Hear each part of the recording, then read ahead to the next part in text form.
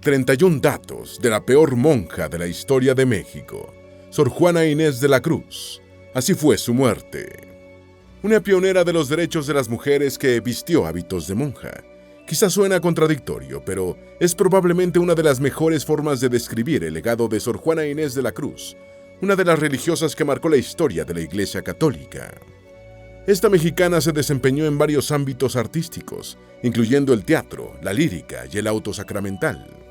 Escritora y estudiosa de la teología, enfrentó numerosas críticas durante su vida, pues no era común una mujer con ideas y el temple para defenderlas, en un entorno conservador como la Iglesia Católica del siglo XVII. ¿Cómo fue la vida de Sor Juana? ¿Por qué se le conoce como la peor monja? ¿Qué obras escribió? ¿Realmente tuvo una activa vida amorosa? ¿Por qué Octavio Paz escribió de Sor Juana Inés de la Cruz? ¿Cómo fue su trágica muerte?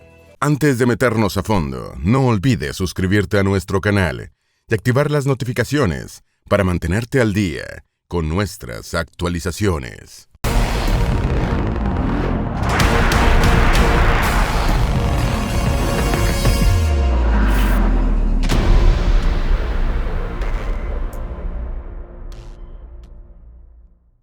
Número 1. Aprendió a leer a escondidas de su madre. Sor Juana Inés de la Cruz tenía apenas 3 años cuando aprendió a leer y a escribir, tomando lecciones con su hermana mayor, ambas escondidas de su madre. Y es que en el México de mediados del siglo XVII, siendo colonia española, la lectura y el conocimiento estaban limitados exclusivamente para los hombres, y usualmente para los hombres del clero. Sin embargo, las dos niñas descubrieron la biblioteca de su abuelo y se aficionaron a los libros. En esta época, siempre a escondidas, Sor Juana aprendió los clásicos griegos y romanos, también la teología de la época. Tenía tanto interés por aprender que incluso le pidió a su madre que la enviara a la universidad disfrazada de hombre para poder estudiar. Número 2. Recibiría críticas por su trabajo. El escritor Octavio Paz solía decir que Sor Juana Inés de la Cruz se convirtió en monja para poder pensar. Tenía algo de razón, pues las mujeres tenían vetado el estudio. En la iglesia, sin embargo, podía dedicarse a estudiar, pensar y escribir. Pese a que hoy en día se le reconoce su increíble talento y aporte en la literatura y poesía, realmente fue rebelde. Durante su vida sufrió críticas, discriminación y persecución por atreverse a asumir roles considerados inadecuados para las mujeres. Número 3. Fue hija ilegítima, aunque no quiso reconocerlo. Su nombre de nacimiento fue Juana Inés de Asbaje y Ramírez de Santillana. Nació en San Miguel Nepantla, una ciudad del Virreinato de Nueva España, parte del Imperio Español, pero en el territorio actual de México. Nació el 12 de noviembre de algún año entre 1648 y 1651. Todavía hay controversia sobre el verdadero año de su nacimiento. Era hija de Isabel Ramírez de Santillana, una criolla analfabeta, y Pedro de Azuaje y Vargas Machuca, quienes tuvieron 3 hijas. Juana Inés fue la segunda.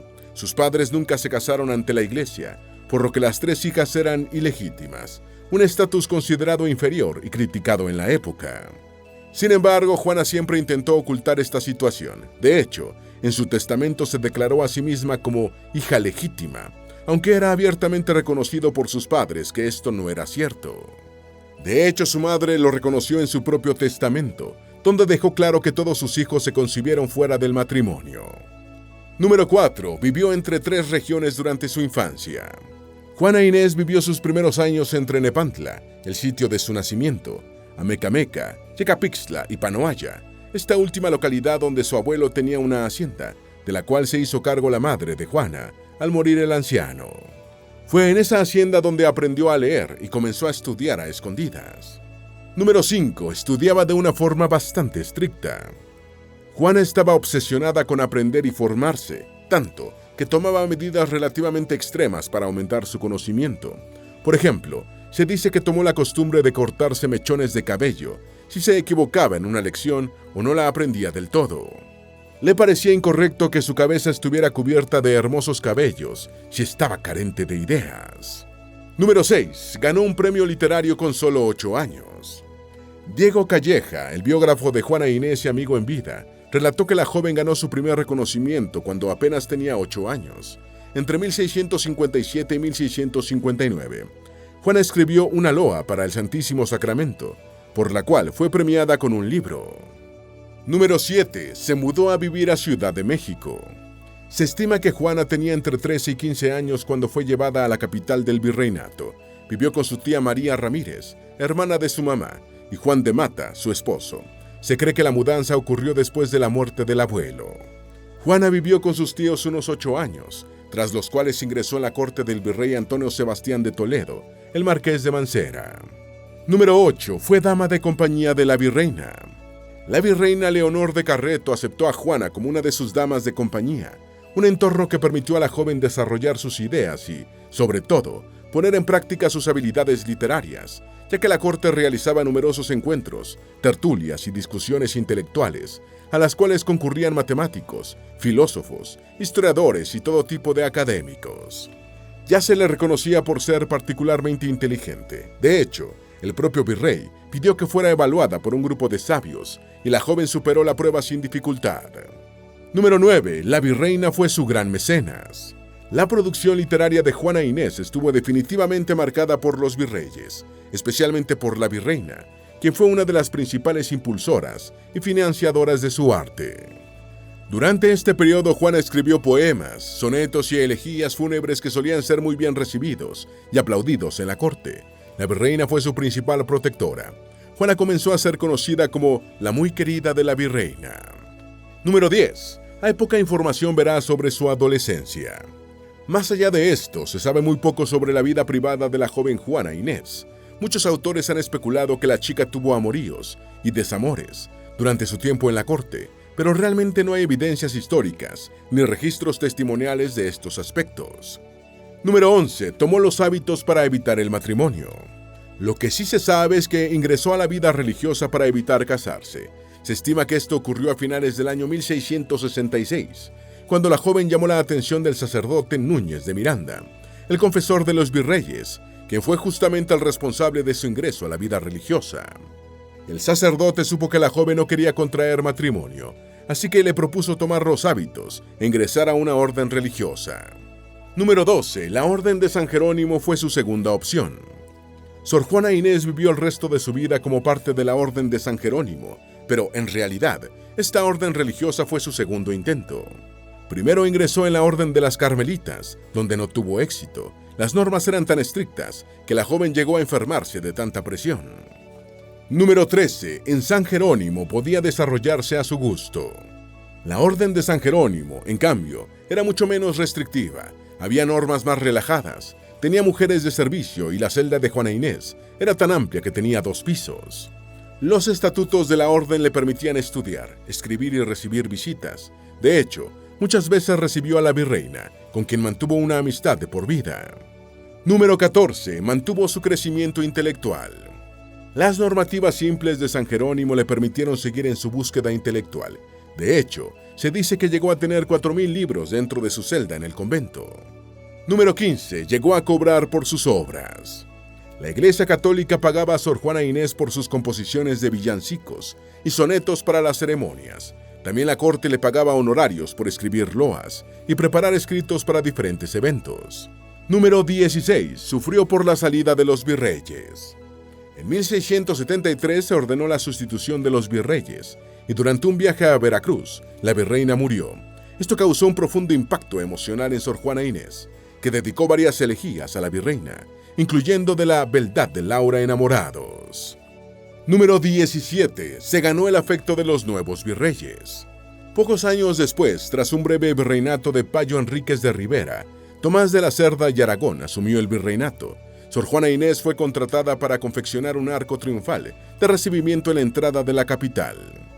Sor Juana escribió Neptuno Alegórico, un texto que celebraba la llegada del nuevo virrey y su esposa, María Luisa Manrique de Lara y Gonzaga, la duquesa de Paredes. El texto impresionó a los virreyes, que se convirtieron en sus protectores. Número 18. Nuevamente se hizo cercana de otra virreina. La condesa de Paredes se hizo particularmente amiga de Sor Juana Inés, tanto que tenía un retrato de la religiosa y un anillo que le había regalado. De hecho, fue esta virreina quien llevó los textos de Sor Juana Inés a España para que fueran impresos en Europa. Número 19. Despertó la ira de su confesor. Sin embargo, no todos estaban igual de encantados con Sor Juana Inés. El jesuita Antonio Núñez de Miranda, el mismo que le recomendó dedicarse a la vida religiosa para evitar el matrimonio, terminó arrepintiéndose de su consejo. El sacerdote desaprobaba las actividades de la monja y constantemente le reclamaba que abandonara los temas mundanos, su contacto frecuente con personas de poder y, en su lugar, se enfocara más en la dedicación a la religión. Núñez de Miranda estaba muy molesto por la fama de intelectual que había cosechado. Número 20. Ella se apartó del sacerdote. Pese a ser bastante cercanos, Sor Juana Inés eventualmente decidió alejarse del sacerdote y rechazar sus reclamos.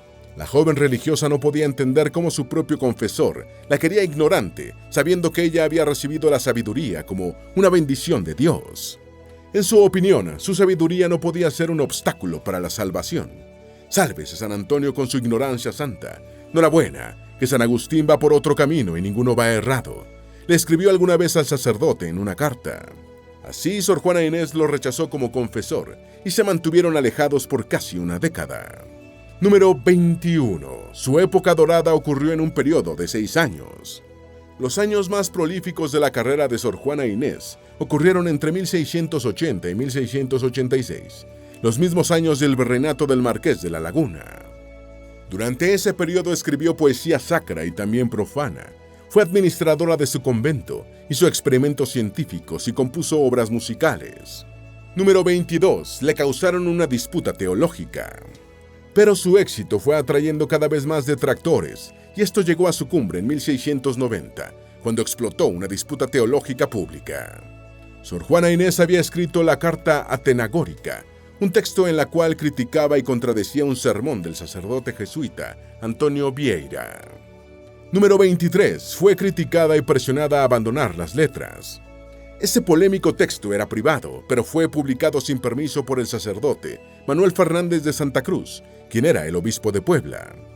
No solo se limitó a reproducir las palabras de Sor Juana Inés, el obispo le agregó un prólogo escrito por él mismo, en el cual la apodó Sor Filotea, y le recomendó abandonar las letras para dedicarse a las tareas divinas. Número 24. Defendió públicamente su derecho a la educación. Sor Juana Inés respondió enérgicamente con un texto propio, que tituló Respuesta a Sor Filotea de la Cruz. Esta contestación se publicó en marzo de 1691 y fue un importante texto en el cual rechazó los reclamos del obispo de Puebla, defendió con fiereza su trabajo intelectual y reclamó los derechos de las mujeres a la educación. Sor Juana Inés dejó claro que las mujeres tenían tantas capacidades como los hombres para aprender y razonar, por lo cual debían tener el mismo acceso a formarse, teorizar y también a desobedecer a quienes eran igualmente capaces de cometer errores. Número 25. Dejó de escribir.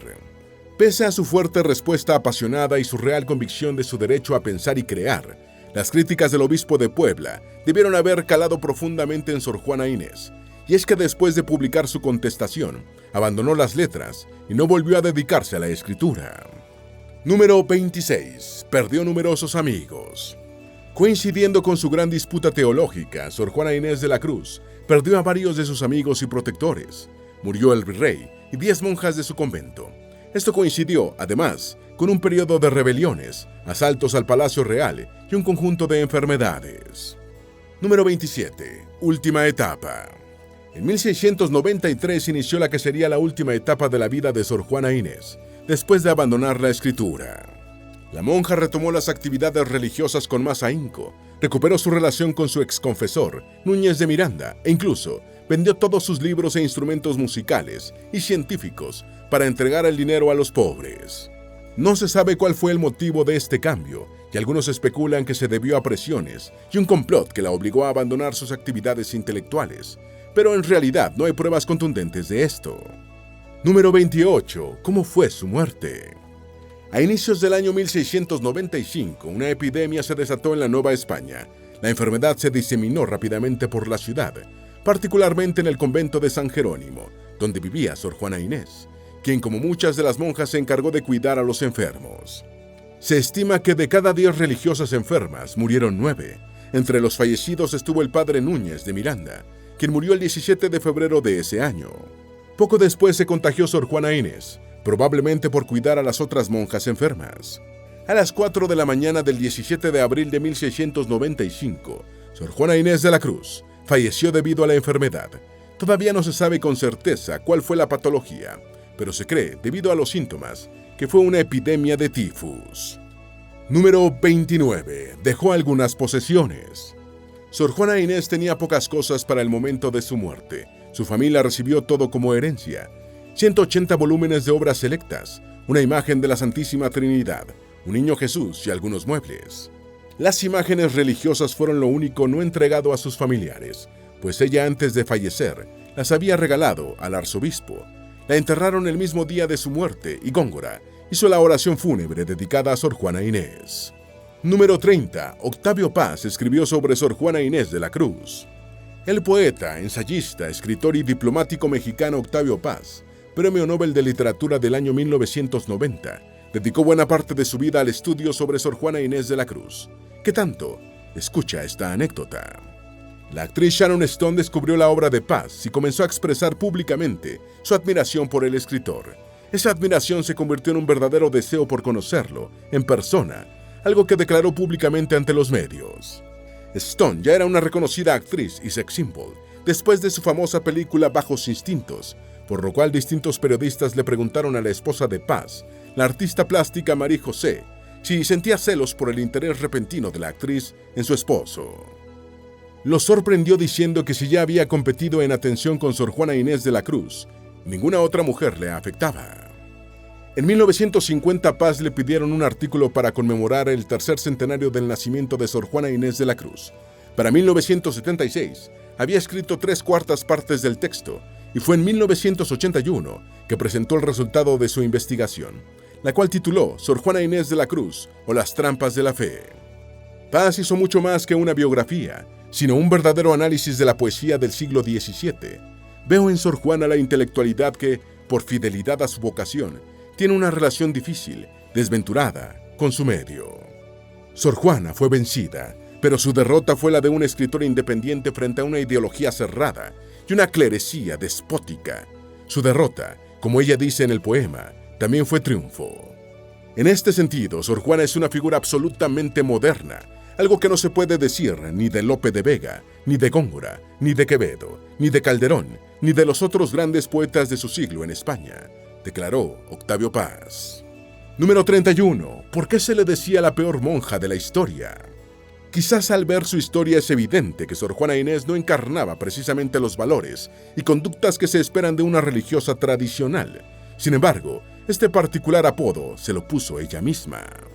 Y es que cuando decidió abandonar la escritura, también decidió renovar sus votos religiosos, justo cuando se cumplían 25 años desde su ingreso a la Orden de San Jerónimo. Por eso retomó su relación con el confesor Núñez de Miranda, después de confesarse, desprenderse de sus libros y despojarse de sí misma. Firmó sus votos renovados con una frase: yo, la peor del mundo. Sor Juana Inés de la Cruz es reconocida en la actualidad como una de las principales figuras del siglo de oro español y de la literatura hispana en general. Se le considera una muy importante dramaturga y uno de los clásicos de la lengua española.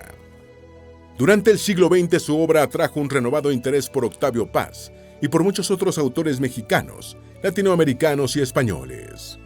Su vida y obra ha sido reconstruida parcialmente gracias a estas investigaciones, y su revisión moderna ha permitido que se le otorgue el reconocimiento que por mucho tiempo le fue negado. Es considerada, además, una pionera de los derechos de las mujeres, pese a desarrollarse en un entorno tan inesperado como la Iglesia Católica. Esperamos que este video te haya sido útil. Si tienes algo que agregar, por favor, compártelo con nosotros en la sección de comentarios. Dale me gusta a este video y envíale el enlace a tus familiares y a tus mejores amigos, para que también sepan más de los 31 datos de la peor monja de la historia de México, Sor Juana Inés de la Cruz, y cómo fue su muerte. Si eres nuevo en nuestro canal, no olvides suscribirte. No se te olvide seguirnos en todas nuestras redes sociales, que van a estar aquí abajo en la descripción. Recuerda, un pueblo que no conoce su historia está condenado a repetirla.